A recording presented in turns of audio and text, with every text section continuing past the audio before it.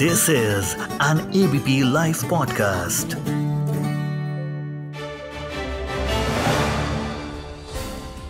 So, the past few days have been very stressful for mainly two sets of people. One are politicians and the other are journalists. On 7th of December, we had the Delhi MCD results. And yesterday, which was 8th December, we had the state election results for Gujarat and Himachal. Back to back. I was on my toes, running from pillar to post for updates of every second. I'm not complaining, okay? I'm not complaining at all. This is the beauty of being a journalist in the biggest democracy of the world. Why would I complain? Now, this election was quite different because it was not just two parties fighting for glory. It was three parties: BJP, Congress and Aam Aadmi Party. And surprisingly, all these three parties won. Aam Aadmi Party won in the Delhi MCD elections. Congress made an impressive return in the hill state of Himachal Pradesh. And BJP made a clean sweep and practically made history by bagging 156 seats in Gujarat, the highest any party has ever got in the state. But these elections also give rise to many questions. Like, why did BJP lose in Delhi's MCD polls, where it had been ruling for the past 15 years? Why did BJP lose in Himachal? Can Aam Aadmi Party now be considered as a strong pan-India party? Can it be considered a strong opposition? With Congress's win in Himachal, is Congress regaining its glory? Let's decode all of this today. So welcome to Clear Cut, only on ABP Live podcast. This is your newsman Rudrashish, and today, let's do an analysis of the election results. So let's get started. First, let's talk about the MCD elections. Aam Aadmi Party's face and the Chief Minister of Delhi, Mr. Arvind Kejriwal, had rigorously campaigned in the MCD elections. BJP was in power in MCD for the last 3 terms, but was riddled with allegations of corruption, being inefficient. It faced anti-incumbency. Even the exit polls had predicted clean sweep for Aam Aadmi Party in the MCD polls. All these factors contributed to BJP's loss in the MCD polls, coupled with the freebie culture introduced by the Kejriwal government. It all added up. Moreover, Kejriwal was a concrete and complete face of Aam Aadmi Party in Delhi, whereas BJP had no such face. I'd also like to mention that Aam Aadmi Party synced with the people of Delhi. If you look at Aam Aadmi Party's campaign, it focused on the main issues, which are sanitation and cleanliness. Of course, how can we forget about the garbage mountains? I'll also point out that Aam Aadmi Party addressed all these problems in a lot of press conference. As a matter of fact, Aam Aadmi Party held more than 800 press conferences between 2020 and the polls. But, I'd like to highlight that unlike the exit polls, unlike the assumption that Aam Aadmi Party will do a clean sweep in the MCD polls, that did not happen. Out of the 250 wards, Aam Aadmi Party bagged 134 wards, whereas the BJP managed to bag 104 wards. This shows that BJP is down, but it's not out. BJP has surely made a very strong base in the national capital.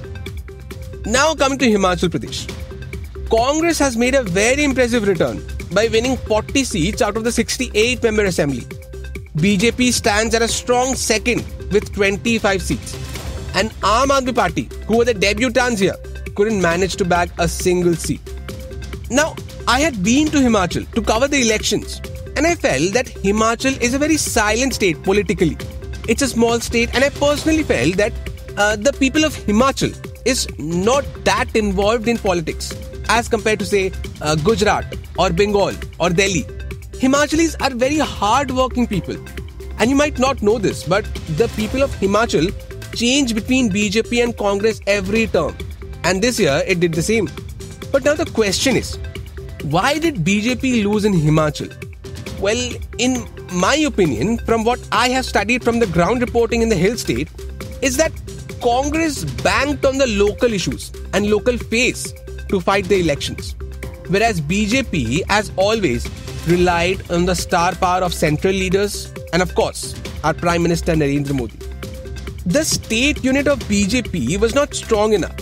It heavily relied on Prime Minister Narendra Modi's rallies, whereas the Congress did door-to-door campaign extensively, highlighted the failures of BJP government in the last 5 years, and fought on local issues like the old pension scheme. As a matter of fact, the Congress had promised to return to the old pension scheme if they were voted to power. For those of you who don't know, under the OPS, the entire pension amount was given by the government, but it was discontinued in the country from 1st April 2004. Digging up this issue really helped the Congress to win back the state this time. And now coming to the main event, Gujarat. Such a historic win for BJP in Gujarat. The Bharatiya Janata Party won 156 seats out of the 182-member assembly. Congress was only able to back 17 seats. Aam Aadmi Party made its debut by winning 5 seats. And interestingly, Samajwadi Party won seat in Gujarat, but 156 seats. I mean, even when Narendra Modi served as the Chief Minister of Gujarat, he couldn't back more than 127 seats. Until now, Congress had won the highest number of seats in Gujarat, winning 149 seats in 1985. But the question is, how did BJP manage to pull off such a feat in Gujarat? Well, we all know Gujarat is a strong bastion of BJP, so it can't and it doesn't want to afford any mistake in the state. For instance, when the higher-ups sensed that Vijay Rupani wasn't living up to the expectation, wasn't dispensing his duties as a chief minister properly, the party replaced him with Bhupendra Patel. And for your information, it didn't just change the CM, the party changed the whole cabinet. Another big reason was the absence of a strong opposition. I think that Congress is a hodgepodge in Gujarat, and Aam Aadmi Party is very new in the state. It still has a long way to go. Now, it's no surprise that BJP won in Gujarat, but the number of seats it managed to bag is monumental. And now to give us more insights and a better analysis of these elections, we have veteran journalist Mr. Vijay Vidrohi joining us on the show today. So welcome to Clear Cut, sir. It's a pleasure to have you on the show. शुक्रिया। तो sir, पहले मैं MCD election के results के बारे में start करूंगा। Exit polls में बताया जा रहा था कि आम आदमी पार्टी क्लीन स्वीप कर देगा, but that's not how it turned out to be. आपको क्या लगता है कि बीजेपी दिल्ली एमसीडी में लौट क्यों नहीं पाई? देखिए, एक तो ये है कि एग्जिट पोल को हम क्यों पैमाना मानते हैं, हम क्यों मानकर चलते हैं कि एग्जिट पोल ने जो कह दिया वो उसी के अनुसार नतीजा आना चाहिए। तो जब हम एग्जिट पोल को अंतिम नतीजे के रूप में ले लेते हैं या एक फैक्टर के रूप में ले लेते हैं, वहां हम गलती कर जाते हैं। पहली चीज तो मैं एग्जिट पोल को उस रूप में तवज्जो कोई इंपॉर्टेंस नहीं देता। ओके। अब आप कहेंगे कि 15 साल से बीजेपी एमसीडी में सत्ता में थी, बिल्कुल नकारा निकम्मा प्रशासन था, भ्रष्टाचार बहुत था, वहां मोटे तौर पर कहा जाता था कि किसी पार्षद ने 100 करोड़ रुपए नहीं कमाए तो क्या कमाया। अच्छा। और ऐसे में इतने सारी चीजें विरोध में होने के बावजूद बीजेपी 100 पार सीटें ले आई। ये सबसे बड़ी कामयाबी है बीजेपी की। इससे लगता है कि दिल्ली में बीजेपी के पास एक कमिटेड वोटर है 36% के आसपास, जो विधानसभा चुनाव हो, चाहे लोकसभा चुनाव हो, चाहे एमसीडी का चुनाव हो, कुछ भी हो जाए वो बीजेपी को ही वोट देगा। और इस बार तो बीजेपी के वोटों की संख्या भी 39% हो गई। अगर और दूसरी वजह है कांग्रेस। अगर कांग्रेस ने अच्छा किया, अगर कांग्रेस सिंगल डिजिट में लाती तो आम आदमी पार्टी 160 के आसपास पहुंच जाती। तो बात करना चाहूंगा गुजरात और हिमाचल के चुनाव के बारे में। गुजरात में बीजेपी ने क्लीन स्वीप कर डाला है, हिमाचल में कांग्रेस फिर से लौट आई है। आपको इससे क्या लगता है कि बीजेपी वीक हो रहा है कि कांग्रेस स्ट्रांग हो रहा है? कहाँ? गुजरात में? गुजरात और हिमाचल दोनों में। गुजरात में बीजेपी ने क्लीन स्वीप कर डाला है। वैसे देखा जाए आंकड़ों के हिसाब से तो 2 राज्यों के विधानसभा चुनाव के नतीजे आने थे। दोनों राज्यों में बीजेपी थी। बीजेपी ने एक राज्य लूज कर दिया तो 1-1 ड्रॉ हो गया। क्या ये माना जाए?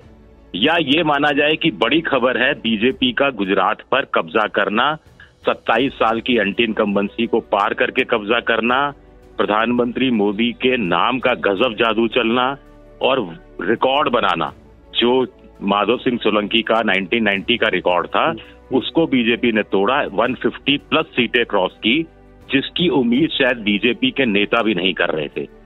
तो सबसे बड़ी कामयाबी, और इसमें आम आदमी पार्टी का भी कोई रोल नहीं है।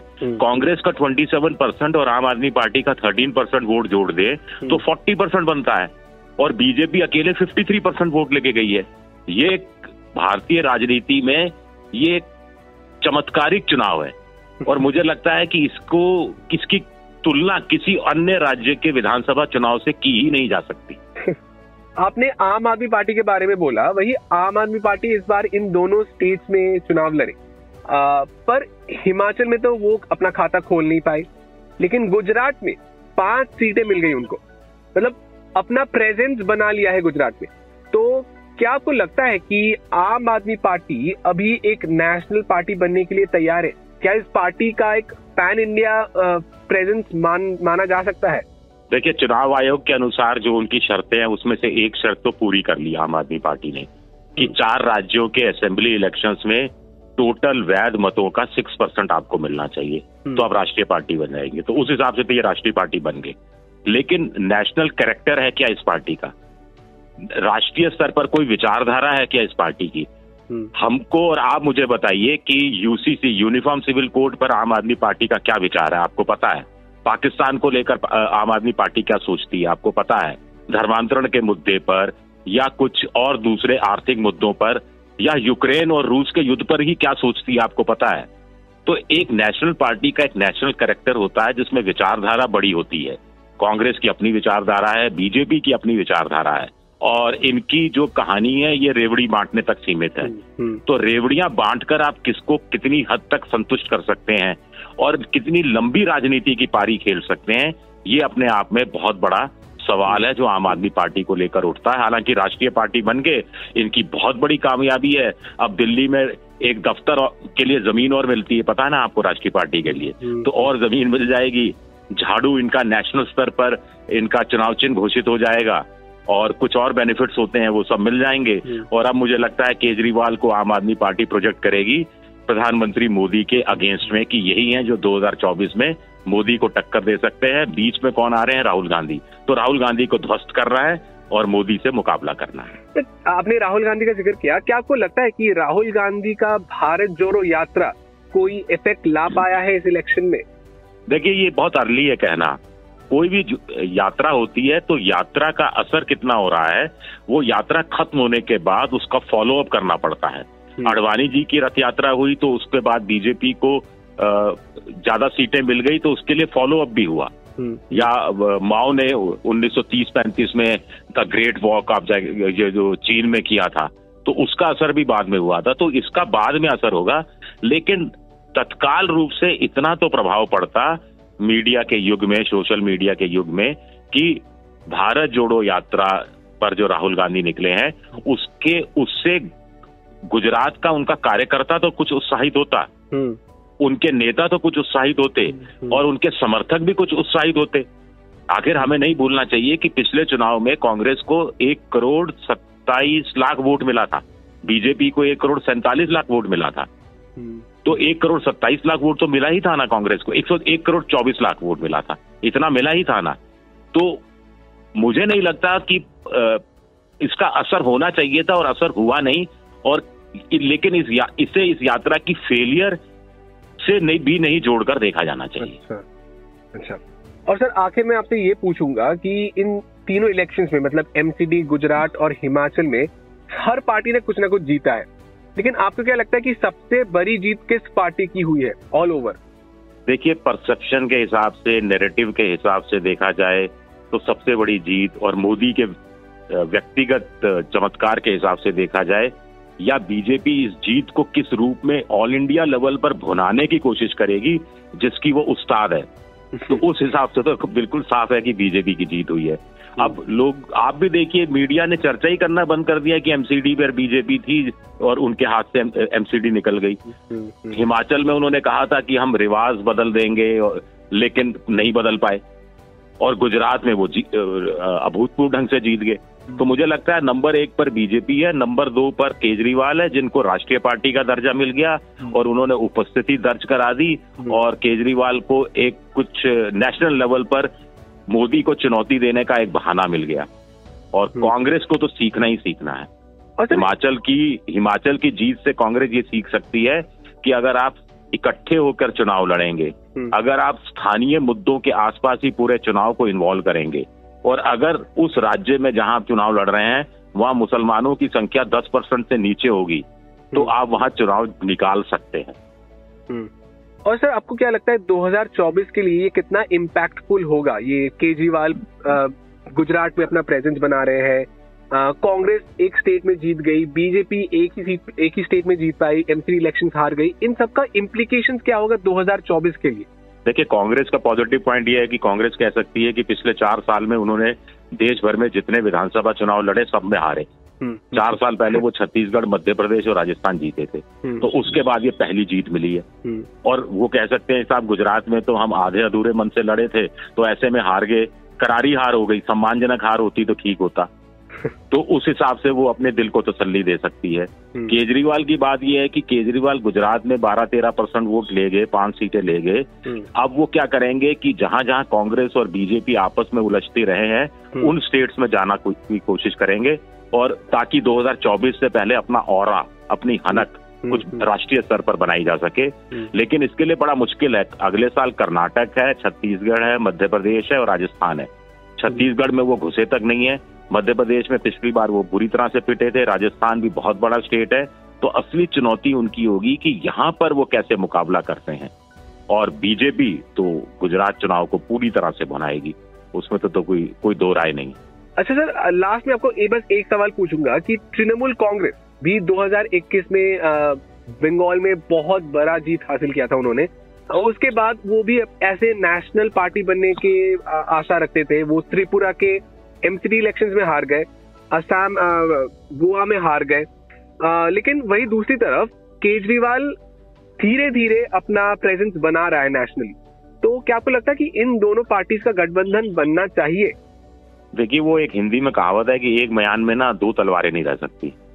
तो ये दोनों राजनीति की इतनी शातिर तलवारें हैं, केजरीवाल और ममता बनर्जी, और इतनी तीखी राजनीति करते हैं कि ये एक म्यान में तो रह ही नहीं सकते। इनफैक्ट केजरीवाल तो किसी एक म्यान में नहीं रह सकते, उनको तो अपनी अलग म्यान चाहिए। और ऊपर से फिर ये सरकार के पास एक जांच एजेंसियों का एक बड़ा हथियार है जिससे ममता को उन्होंने दबा दिया है, आप जानते हैं सब। और केजरीवाल की भी पूंछ पर हाथ तो रखा ही है, सियासी पूंछ की बात कर रहा हूँ, तो वहां पर तो पांव रखा ही है। अब देखते हैं कि आगे क्या होता है। वैसे थैंक यू सो मच हमारे साथ जुड़ने के लिए, बहुत अच्छा लगा आपसे बात करके। Thank you so much. Thank you, शुक्रिया। So that's all the news and scoops I have for you today. This episode was produced by Lalit. This is your newsman Rudrashish Kanjilal signing off. Have a wonderful day ahead and keep listening to ABP Live podcasts.